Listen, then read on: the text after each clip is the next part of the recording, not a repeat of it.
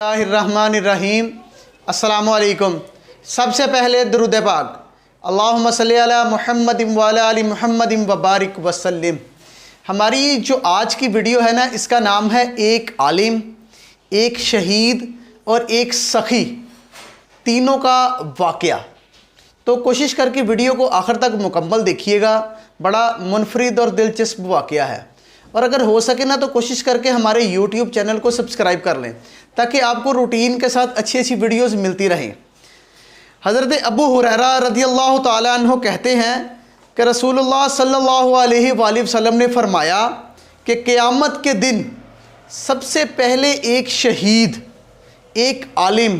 اور ایک سخی کا فیصلہ ہوگا۔ سب سے پہلے ایک شہید کو اللہ پاک کے دربار میں لایا جائے گا تو اللہ پاک اس سے اپنی نعمتوں کا اقرار کروائے گا۔ اللہ پاک اس سے اپنی نعمتوں جو اللہ پاک نے عطا کی ہوں گی اس کا اقرار کروائے گا، اور پھر فرمائے گا کہ تو نے میری ان نعمتوں کے شکریہ میں سے کون سا عمل کیا، یعنی کہ میری نعمتیں تو نے استعمال کی، اس کے بدلے تو نے کون سا عمل کیا؟ تو وہ کہے گا میں نے تیری راہ میں جہاد کیا۔ شہید کہے گا اے اللہ پاک میں نے تیری راہ میں جہاد کیا یہاں تک کہ میں شہید ہو گیا۔ تو اللہ تعالیٰ فرمائے گا کہ تو جھوٹ بول رہا ہے، شہید تو ہو گیا، تو نے میری راہ میں جہاد کر لیا مگر میری رضا کے لیے نہیں کیا۔ تو نے اس نیت سے جہاد کیا تھا کہ دنیا میں لوگ تجھے بہادر بولیں، سو دنیا میں تجھے بہادر کہہ دیا گیا، تجھے تمغے مل گئے، تجھے انعامات مل گئے، تیرے بیوی بچوں کو شہید کے بیوی بچوں کا رتبہ مل گیا، مگر تو نے میری رضا کے لیے شہادت حاصل نہیں کی۔ تو نے صرف اور صرف دنیا کمانے کے لیے شہادت حاصل کی ہے اور تجھے اس کا صلہ مل گیا دنیا میں، لہٰذا اب تجھے میرے دربار سے کوئی اجر نہیں ملے گا۔ پھر اللہ پاک کے حکم سے اسے منہ کے بل گھسیٹ کر جہنم میں پھینک دیا جائے گا۔ دوسرا شخص ایک عالم ہوگا جس نے علم پڑھا ہوگا اور پڑھایا ہوگا، یعنی کہ عالم دین ہوگا جس نے علم پڑھا اور پھر آگے پڑھایا اور قرآن مجید کی قرأت یا قرات بھی کرتا رہا۔ یہ جب اللہ پاک کے دربار میں لایا جائے گا تو اللہ پاک اس سے پہلے اپنی نعمتوں کا اقرار کروائے گا کہ اقرار کر تو نے میری نعمتیں استعمال کی ہیں، دنیا میں میری نعمتوں کو استعمال کرتا رہا۔ پھر اللہ پاک دریافت کرے گا تو نے میری ان نعمتوں کے بدلے میرا کون سا شکر ادا کیا؟ تو وہ کہے گا کہ میں نے علم پڑھا اور تیری رضا کے لیے لوگوں کو علم کی تعلیم دیتا رہا، لوگوں کو علم پڑھاتا رہا۔ تو اللہ پاک فرمائے گا کہ تو نے اس نیت سے علم حاصل کیا کہ لوگ تجھے عالم کہیں، لوگ تجھے قاری کہیں، اور قرآن کی قرات اس نیت سے کی کہ لوگ تجھے قاری کہیں۔ دنیا میں تم نے لوگوں سے واہ واہ کروا لی، عالم اور قاری کہلوا لیا، تجھ کو تیری نیت کا صلہ مل گیا، اب تجھے میرے دربار سے کچھ نہیں ملے گا۔ پھر اللہ پاک کے حکم سے اس کو بھی جہنم میں گھسیٹ کر ڈالا جائے گا۔ تیسرا شخص ایک مالدار سخی ہوگا۔ یہ جب اللہ پاک کے دربار میں پیش ہوگا نا تو اللہ پاک اس سے اپنی نعمتوں کا اقرار کروائے گا کہ کر اقرار تو نے میری دنیا میں کون کون سی نعمت استعمال کی، کیونکہ سخی تھا، مالدار تھا، تو اللہ پاک کے دربار میں اس کو جواب بھی زیادہ دینا پڑے گا۔ تو اللہ پاک اس سے پوچھے گا کہ تو نے میری نعمتوں کے شکریے میں کون سا عمل کیا؟ تو وہ کہے گا کہ اللہ پاک میں نے ڈھیر سارا مال تیری راہ میں خرچ کیا، میں نے جو میرے پاس تھا میں غریبوں فقیروں میں بانٹتا رہا، جو میرے پاس تھا میں تیری راہ میں دیتا رہا۔ تو اللہ پاک فرمائے گا کہ جو تو نے دیا وہ صرف اور صرف اس نیت سے دیا کہ دنیا میں تجھے مالدار سخی کہا جائے،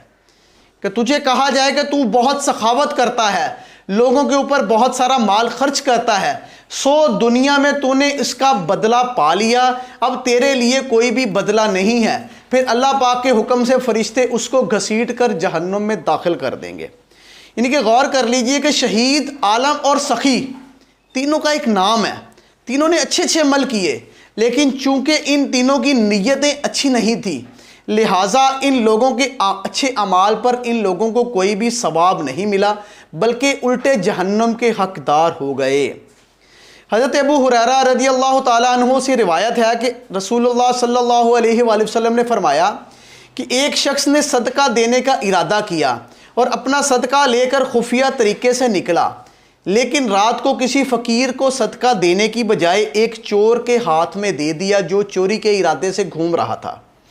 صبح کو لوگوں میں چرچا ہوا کہ رات کو کسی نے ایک چور کو صدقہ دے دیا ہے۔ اس آدمی نے چرچا سن کر کہا، اللہ پاک میں نے تیری رضا کی خاطر صدقہ دیا ہے، چنانچہ میں آج پھر صدقہ دوں گا۔ وہ اگلے دن پھر صدقے کی نیت سے پیسے دینے کے لیے نکلا تو رات میں ایک زناکار عورت اپنے کسٹمر گاہک کی تلاش میں گھوم رہی تھی، تو وہ بندہ سمجھا کہ شاید یہ غریب عورت ہے اور پیسے کی تلاش میں یا کھانے کی تلاش میں گھوم رہی ہے، تو اس بندے نے اس کو صدقہ دے دیا۔ صبح کو پھر چرچا ہو گیا کہ کوئی رات کو ایک زناکار عورت کو صدقہ دے گیا ہے،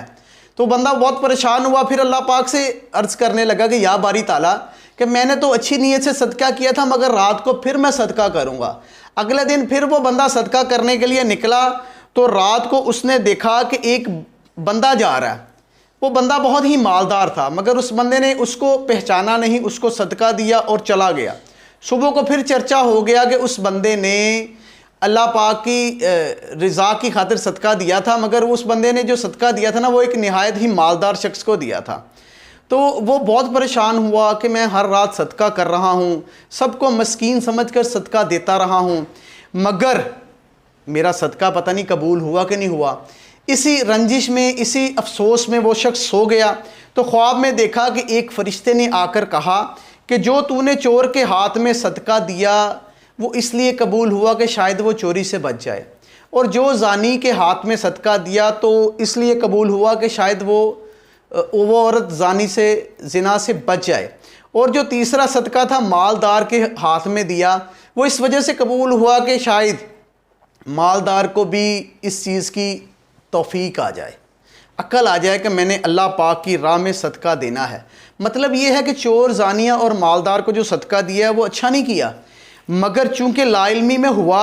اور صدقہ دینے والے کی نیت اچھی تھی اس لیے تینوں راتوں کا صدقہ قبول ہو گیا۔ یعنی کہ اللہ پاک کے پیارے نبی صلی اللہ علیہ وآلہ وسلم کا فرمان ہے نا، انما الاعمال بالنیات، یعنی عمل کے ثواب کا دار و مدار نیتوں پر ہے۔ لہٰذا ہمیں چاہیے کہ ہم کوئی بھی نیک کام کرنے لگے نا تو اس کی اچھی نیت کر لیں تاکہ ہمارا جو صدقہ ہاتھ کا دیا ہوا ہے نا وہ قبول ہو جائے۔ اللہ پاک ہمیں نیک کام کرنے کی اور صدقہ دینے کی توفیق عطا فرمائے، آمین، جزاک اللہ۔